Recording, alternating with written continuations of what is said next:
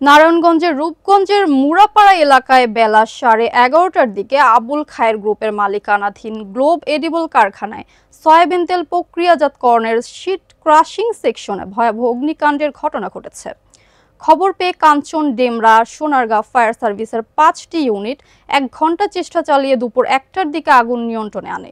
রূপগঞ্জ প্রতিনিধি গোলাম মোস্তফার তথ্যচিত্রে বিস্তারিত।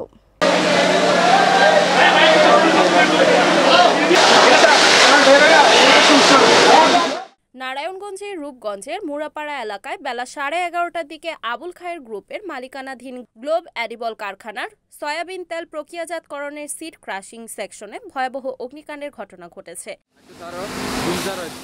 খবর পেয়ে কাঞ্চন, ডেমরা ও সোনারগাঁ ফায়ার সার্ভিসের 5টি ইউনিট 1 ঘন্টা চেষ্টা চালিয়ে দুপুর 1টার দিকে আগুন নিয়ন্ত্রণে আনে। ততক্ষণে সিড ক্রাশিং এর সেকশনে বেশিরভাগ মেশিনারিজ কাঁচামাল পুড়ে বিপুল পরিমাণ ক্ষতি সাধন হয়েছে বলে মালিকপক্ষ জানিয়েছেন। এ ব্যাপারে প্রতিষ্ঠানের অ্যাডমিন ব্রিগেডিয়ার আশা বলেন, সয়াবিন তেল প্রক্রিয়াজাতকরণের সিড ক্রাশিং সেকশনে আগুন লাগে।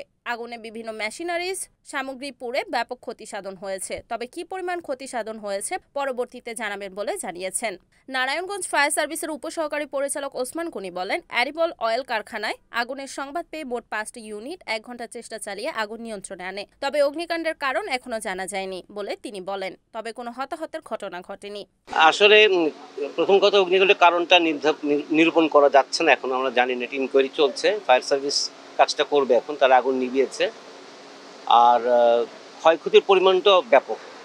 আমরা এখনো তাৎক্ষণিকভাবে বলা মুশকিল। এখানে টেকনিক্যাল ইকুইপমেন্ট ছিল, মেকানিক্যাল ইকুইপমেন্ট ছিল, এগুলো পুড়ে গেছে। প্যানেলিংগুলি পুড়ে গেছে। এগুলি সবই দামি এবং খুবই প্রয়োজনীয় ইকুইপমেন্ট।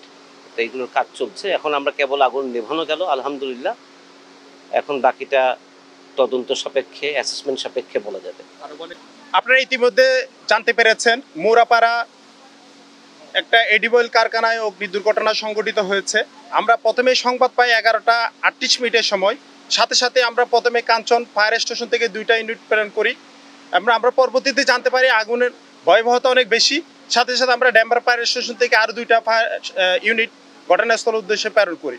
এবার তারা 4টা ইউনিট ঘটনাস্থলে এসে দ্রুত রেসপন্স করে এবং দ্রুত তারা পাশে যে আমাদের নদী আছে, এই নদীতে পাম্প সেট করে আগুনটাকে কন্টেইন করে এবং যেখানে অগ্নিকাণ্ড সংঘটিত হয় সেখানে তারা প্রতিরোধ করে, যে কারণে আগুনটা আর ডেভেলপ করতে পারে নাই। পরবর্তীতে আমি সোনারগাঁ থেকে আরেকটি টিম নিয়ে এসে আরও একাধিক পাম্প নদীতে সেট করে আমরা আগুনটাকে দ্রুত নিয়ন্ত্রণে নিয়ে আসি।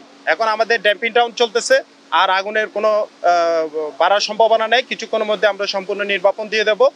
আগুনে আমরা ইতিমধ্যে স্থানীয় যারা প্রত্যক্ষদর্শী ছিলেন, আমরা তাদের থেকে তথ্য নিয়েছি। কোনো হতাহতের ঘটনা এখানে ঘটে নাই। আর ক্ষতি এবং উদ্ধারের পরিমাণটা, আগুন লাগার কারণটা আমরা আসলে আগুনের নির্বাপন শেষে আমরা পুরোপুরি ইনভেস্টিগেশন করে পরবর্তীতে আপনাদেরকে জানাবো। Report Golam Mostafa, NEN TV, Narayanganj.